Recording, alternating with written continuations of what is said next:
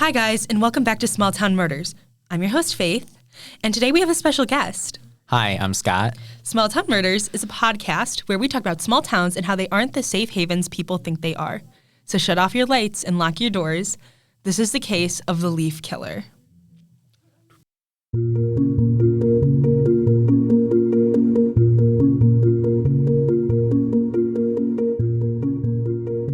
Okay, guys, welcome back. We are going all the way to Ohio this week. I mean, we're not going to Ohio physically, but, Yeah. you know, that's where our case is. So it's actually in Howard, Ohio. It's only in Ohio. I don't know my Ohio geography, but let's continue on. So this takes place on November 10th, I think 2008. I don't know. The years are kind of jumbled. But it happens when police, in fact, receive a 911 call from a manager at a Dairy Queen named Valerie after a woman named Tina Herman didn't show up for work. And, apparently this was really uncharacteristic from her. They've never had her no-call, no-show before. So it was just, a really odd thing. She must have been, a really good employee. She was. So Tina had two kids. And their names were Sarah, she was 13, and Cody, who was 11. Now, she had a couple, past relationships, but we'll get into those later and why it's, one family. Right. Why I'm not talking about a father in this case. So, the police come over to the house that they're living at.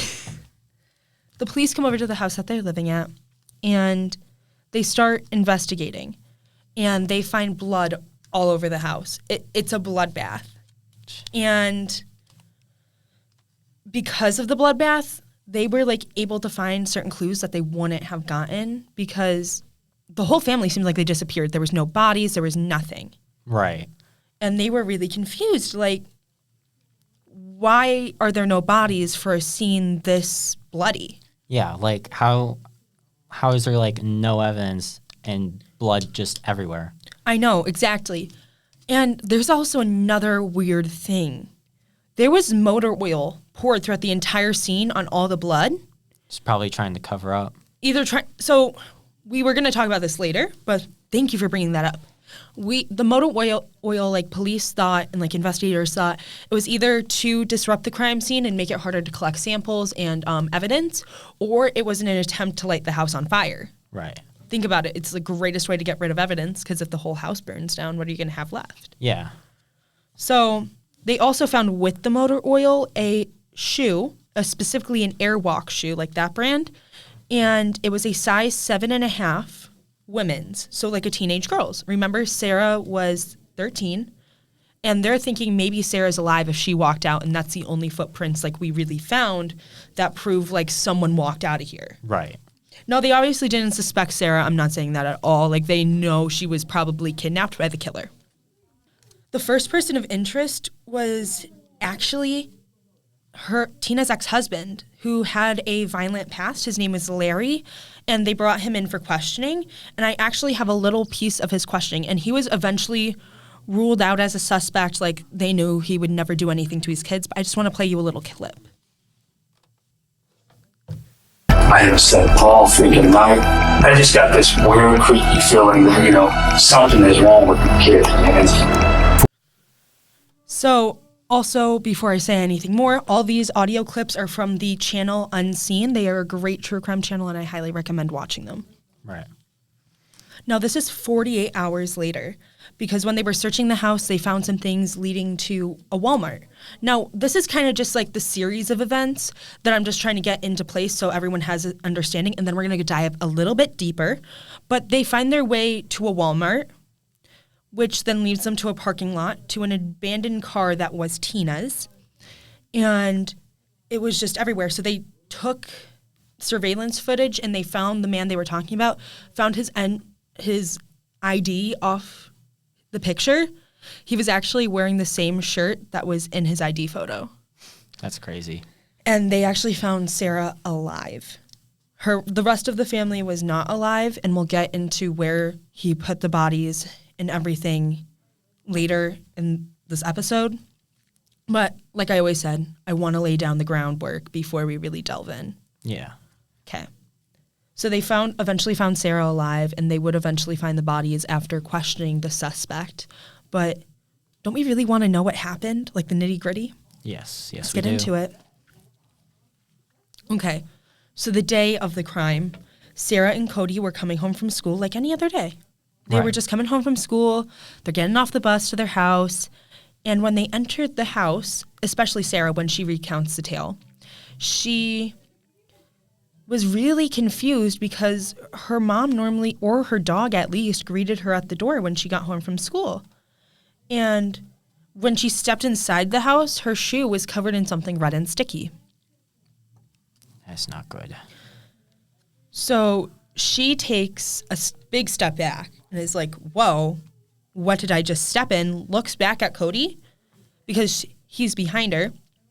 And he's in shock, but not because he's looking at her, but because he's looking at another person in the house that isn't supposed to be there. Oh no, that's gotta be really scary for a kid. Just a random guy in your house. He's only 11 too, and unfortunately Cody wouldn't survive this. Right. So after that, the crime basically goes as follows: that Tina, and then when Tina's best friend Stephanie came to the house that day, and the murderer didn't know Stephanie was supposed to come by. So Stephanie was also collateral damage, her death, because of this case. And they actually wouldn't know that until investigators started like taking blood samples, because they found 4. Yeah. 3 matched the family, 1 matched Stephanie. So they knew Stephanie was missing, but they didn't know Stephanie was like part of this crime until those blood samples came back. Okay, continuing on. So 12 hours later, after the 911 call from the Dairy Queen manager, and like this wasn't like, she didn't just show up to the house. Like she called Tina's friends and family, like called her emergency contacts, no answer at all.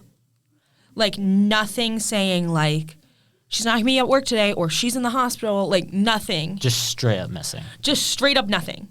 So Valerie goes to the scene and she finds the bloody mess that the house is, and she makes this 911 call. Sheriff Barber's office. Yes, this is Valerie Haythorne. One of my employees did not show up for work this afternoon, which is totally uncharacteristic of her. I'm out of her house now. I just went in her home because I'm so worried about her.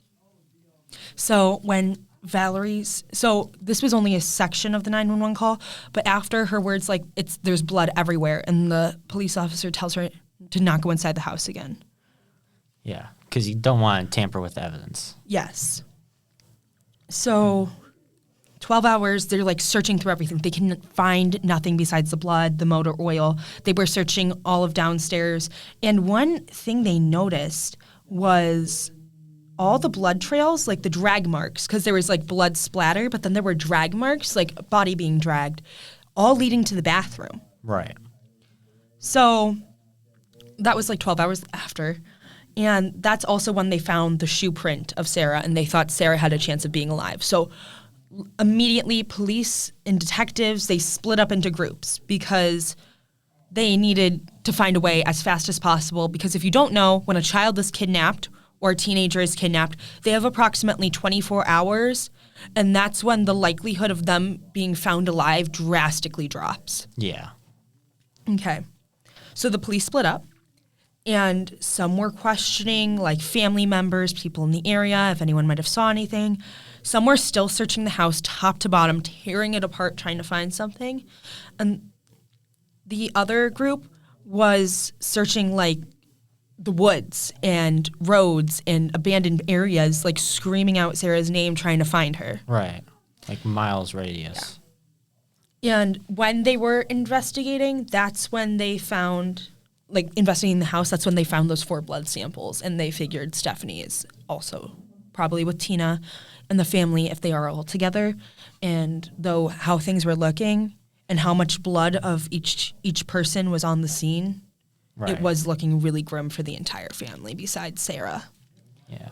So, like I said, when they interviewed the ex-boyfriend Larry, an ex-husband or ex-boyfriend. They weren't really clear on like if they were married at one point, but Tina did also have another recent breakup, and that man was named Greg Borders, but it didn't really his questioning didn't show up anything really. Right. And they thought like this case was just going to go unsolved, and like they were searching tirelessly, but nothing was coming up, which must be extremely frustrating when you know there's a chance this teenage girl is alive and there might be a chance you can save her, but we don't really know. Yeah, you're trying to get all of your resources to find this one person. Yeah.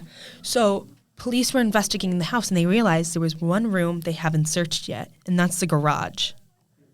Which, when they searched this garage, they opened a bombshell, and this one receipt would solve the entire case.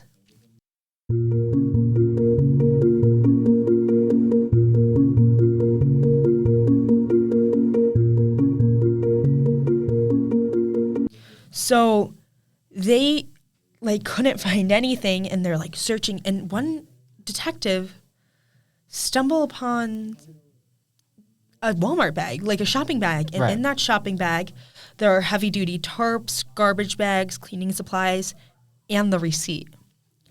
And that receipt tells them the exact location and the exact time those items were purchased. He probably purchased all that and then immediately went and did that. Get into that in a minute. Because they found it and they immediately go to this Walmart. Like, immediately. And so they go, like, and the town the Walmart was in was Mount Vernon, Ohio. Now, I don't know like I said, I don't know my Ohio geography, but apparently it was like the next town over. And the police requested the CCTV footage based on the timeline of the receipt, and they found him, the man who made the purchase. Because they figured the man made the purchase, he left things at the scene that he didn't think would incriminate him, but it in fact did. Right. When he killed them. Now, these things happen in close. So, like, we know about the CCTV footage. He walks out of the Walmart, and now we're going into Sarah's account of, like, what happened after he walked out of that Walmart. Yeah. With all the supplies. So, eventually, Sarah's account was she was kidnapped, and she woke up back in a car tied up, and she was laying on bodies. Right. Now, she wanted to see her kidnapper, try to see him, but before she could, he threw a pillowcase over her head, so she was practically blindfolded. And because she was tied up and bound with rope, she couldn't get it off in any way. Now, Sarah was trying to piece together, like, what just happened, like, in the back of the car, because you obviously have some time to think. Yeah. And she's just trying to, like, is my family alive? Am I going to make it out of this? Where is he taking me? Like, some very scary things that a 13-year-old should not have to deal with. Right. And she was actually interrupted by sitting with herself in the car when she was transferred to another car, drove further, and then it suggested that, like, she was at the Walmart and then was switched over at the Walmart to the vehicle because Tina's car was dumped at the Walmart. So they're suggesting, like, the car was dumped, Sarah was transferred, the bodies were transferred, and drove to the residence of the killer. So now that they got to the house that she was going to be at, and he takes her down to the basement, the killer. I'm not going to say his name yet. The killer. And she's, like, disoriented because she's like, it smelled like I was in the woods, but I wasn't in the woods. Right. You know the smell of forest? Like, yeah. So we come from, like, a really small town where it's, like, a lot of woods everywhere. So, like, we know the smell of, like, fall, like, dirty leaves. Like, they're kind of decomposing. Hopefully there's a murder in this small town. Mm-hmm. There actually was. Oh, no. Maybe that'll be another case. Though when she was in the basement, he unblindfolded her because he got her where she wanted her. And the basement was covered in leaves. The floor, the walls, everything, bundles of leaves just spread out everywhere. And he, in questioning, said it was to make her comfortable, but anything he did was not very nice or comfortable. So 3 days after the initial crime, he made things worse for Sarah. And not everything I can say on this podcast that was done to her. But 3 days after this crime was committed, he forced her behind a crevice of a wall with a bed of leaves for her to sit on, wouldn't let her shower, didn't feed her, didn't give her water. She thought she was going to die down there. Yeah.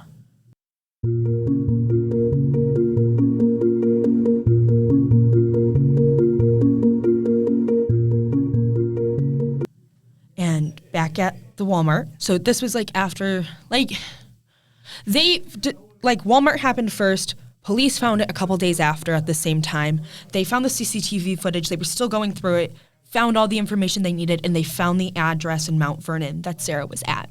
Right. So they race over, and the man is a complete stranger to the family. I just want to say that now. Preface that now. Complete stranger to the family. And the man was driving at the Walmart after like the dumping and things like that. His name was Matthew Hoffman. No connection to the family whatsoever, and just killed to kill. So they find out his mother's address was a short walk from the home, the family home, Tina's home, and he lived on in Mount Vernon though. So he knew the family, but he wasn't like a relative, a best friend. Right. He was simply a neighbor. Yeah. And they now had a lead. So they race over to Mount Vernon, to his residence, and they break down the door. They get a search warrant, and they walk in, and bundles of leaves everywhere. And I imagine this is why you're asking, how did he get his name, the Leaf Killer? This is exactly why. His house, the walls were covered in leaves. The floor spread out with leaves. He had bundles of leaves that he stacked up like bricks. And I'm trying to like explain this to you, and we will have pictures of the house on the site, but I don't think you understand. There were leaves everywhere. Like he probably had all of fall to collect leaves and just put it inside his house. I think there was some kind of mental illness. And like this also goes back to the question, like obviously he is very much guilty, very like you can be mentally ill and collect leaves but not kill people. Yeah. Like But no, this was like collecting leaves everywhere. There will be pictures on the site, but it is like so many leaves. I can't even like explain in words how many leaves there were. And like I think we gotta get off the leaves, but like I don't think you understand. So they're like tearing apart this house, and they notice there's a dresser embedded in these leaves. So they like pull the dresser away from the wall, and there is a door to a basement. And if we remember, Sarah was in a basement. Oh. And so they're like, oh my God, like they're looking all over the basement. Like they can't find anything until one of the officers is like, why is there a crack in the wall?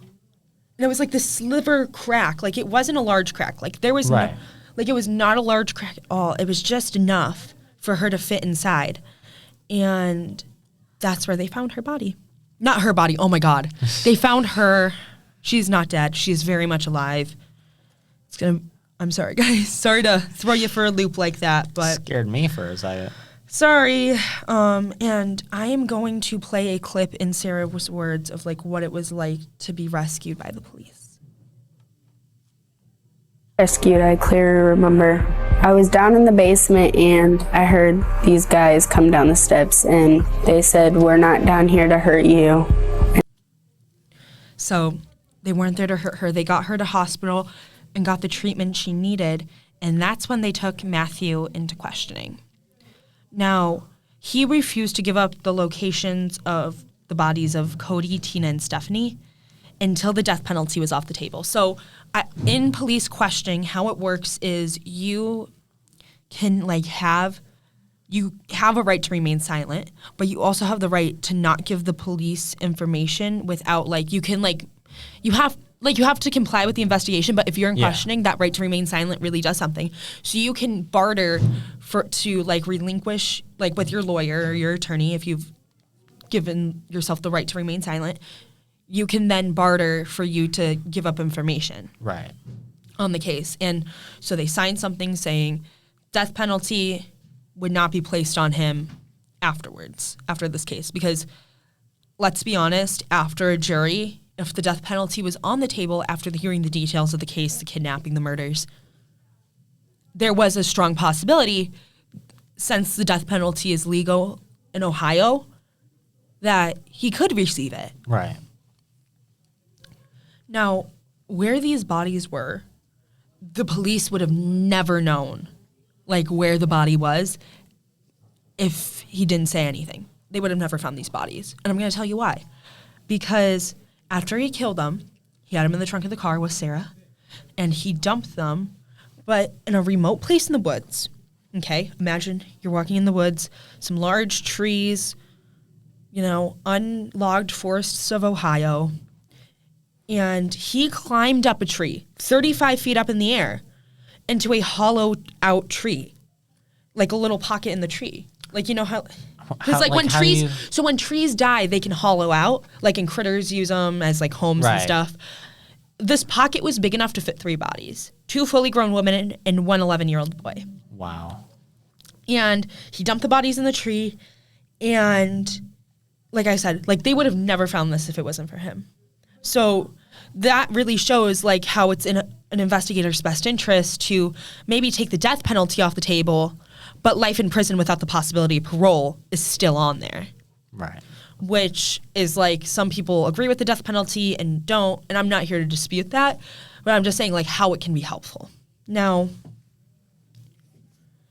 when they were, like, questioning Matthew and interviewing him, he told interviewers that he treated Sarah with dignity and respect, and they were playing video games together and reading books and watching movies and having all this fun time, and we had all this great food.